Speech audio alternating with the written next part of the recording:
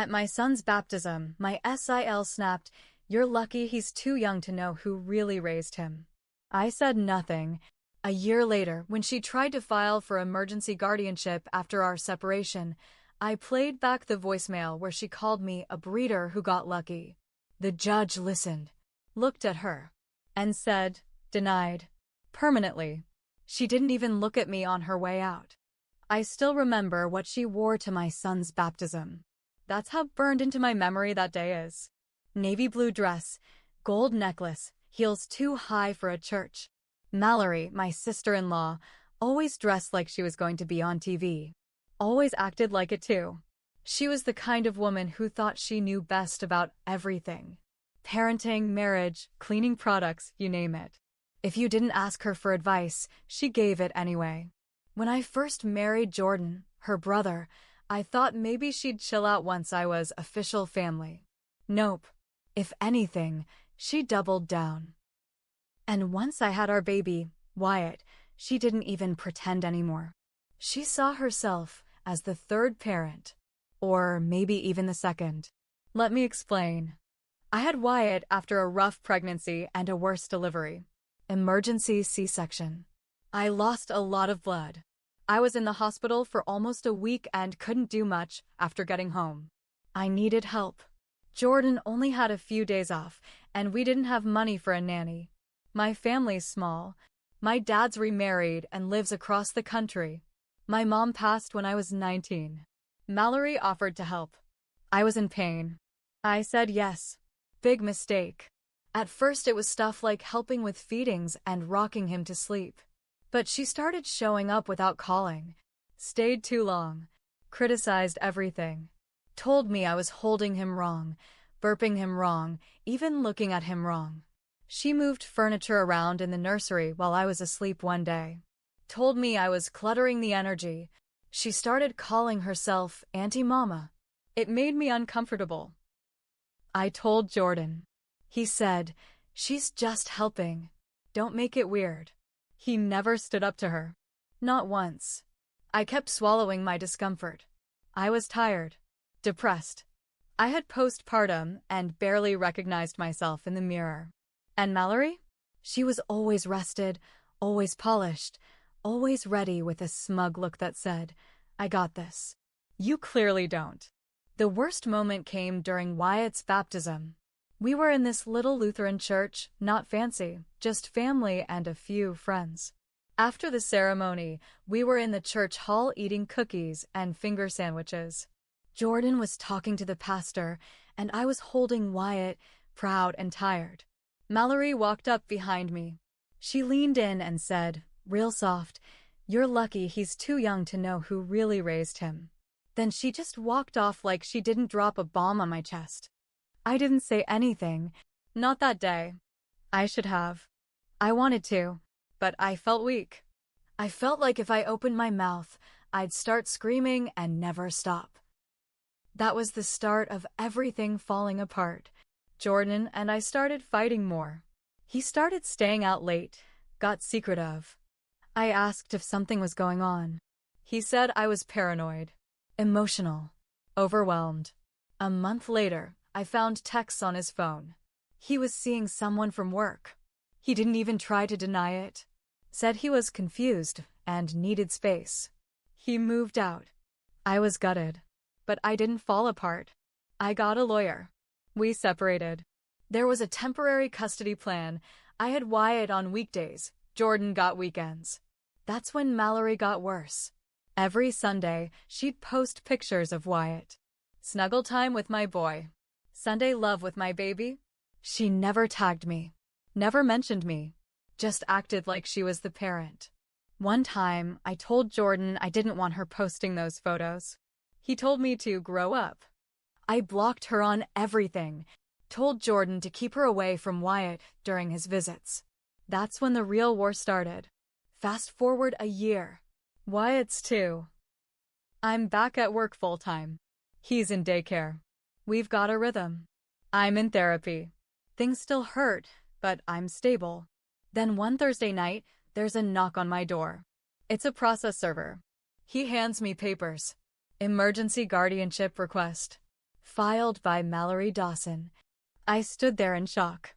I didn't even read the first page right away. She was trying to take Wyatt from me.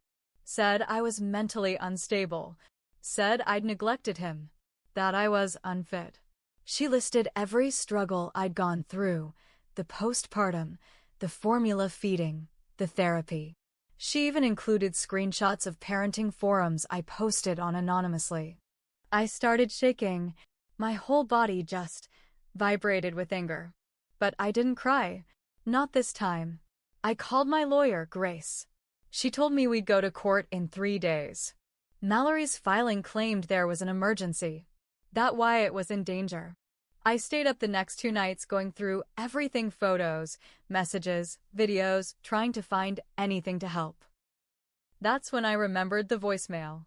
Months ago, after I told her to stop calling herself Mama online, she left a nasty message. I'd saved it out of spite. It was still on my phone. She said, word for word, "Honestly, Natalie, you're just a breeder who got lucky. That kid would have been better off if I'd had him. I am his mother, no matter what your uterus says." I sent it to Grace. Court day came fast. We were in a small hearing room. Mallory showed up dressed like she was on her way to an interview. Sat beside her lawyer, smug as hell.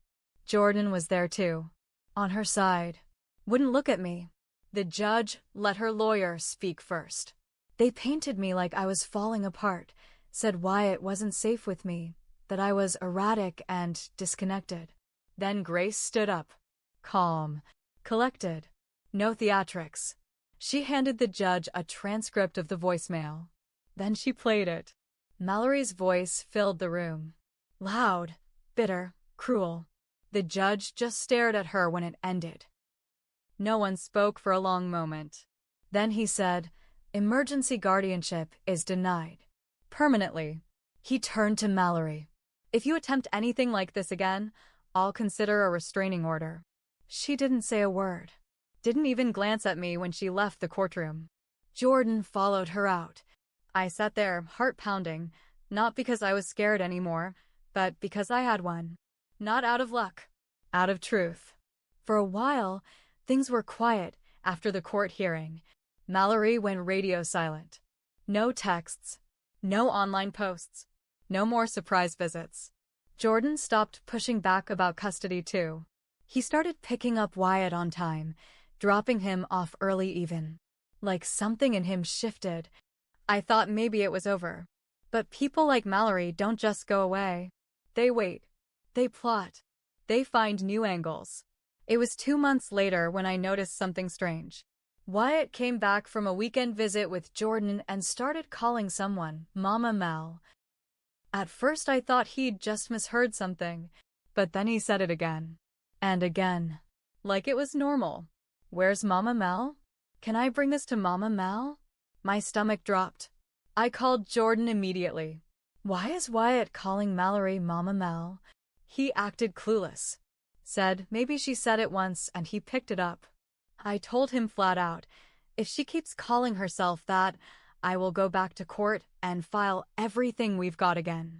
Don't push me. He got quiet. Said he'd talk to her. But 2 days later, I got a package in the mail. No return address. Inside was a photo album. Every page was pictures of Wyatt. From when he was a baby to now. Some I recognized, some I didn't even know were taken. There were captions under every photo, all written in the same careful handwriting. First smile, Auntie Mama knew it was coming. He always loved my arms best. My baby's first laugh.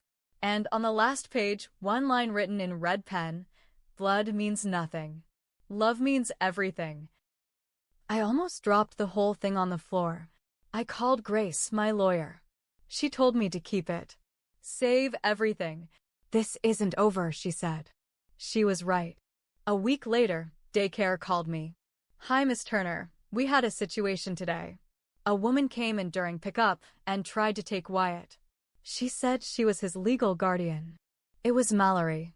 She didn't get him. Daycare followed protocol, but the director said she was angry, loud, and refused to leave until they threatened to call the cops.